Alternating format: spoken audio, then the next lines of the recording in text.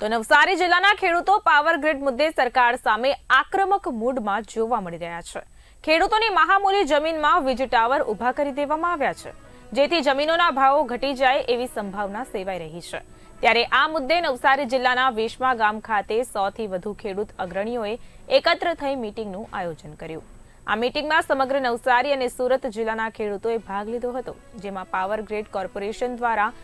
જે હાઈટેન્શન વીજ લાઇન અને ટાવર ખેતરમાંથી પસાર થઈ રહ્યા છે તેનું યોગ્ય વળતર ખેડૂતોને મળવું જોઈએ તેવી આક્રમક રજૂઆત આ મીટિંગમાં હાજર દરેક ખેડૂતોએ કરી હતી। ત્યારે આ મુદ્દે સરકારને અવારનવાર રજૂઆત કરવા છતાં સરકાર દ્વારા પ્રશ્નોનું નિરાકરણ લાવવામાં આવ્યું નથી। સરકાર વળતર નહીં ચૂકવે તો ભવિષ્યમાં નવસારી જિલ્લામાં રેલી કાઢી વિરોધ કરવામાં આવશે તેવી ચીમકી પણ ઉચ્ચારવામાં આવી છે।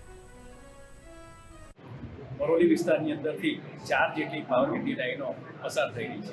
3 765 કેવીની અને 400 કેવીની 400 કેવીની લાઈનનું કામ પૂર્ણ પણ થઈ ગયું અને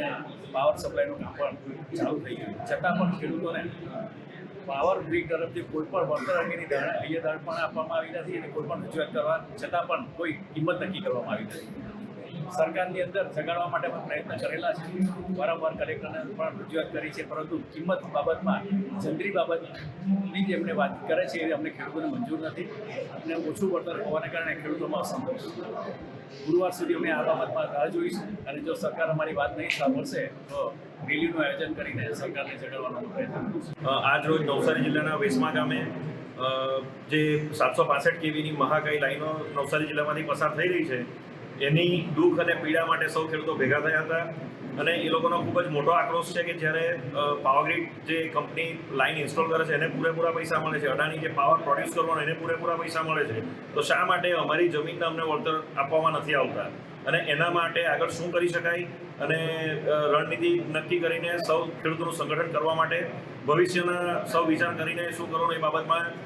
મિટિંગ થઈ છે અને સર્વ ખેડૂતોએ નક્કી કર્યું છે કે જ્યાં સુધી વળતર બાબતમાં સરકાર તરફથી કોઈ વ્યવસ્થિત પગલાં લેવામાં નહીં આવે ત્યાં સુધી અમે અમારા જિલ્લામાં પણ સુરત જિલ્લાની જેમ આ લાઈનનું કામ અટકાવીશું।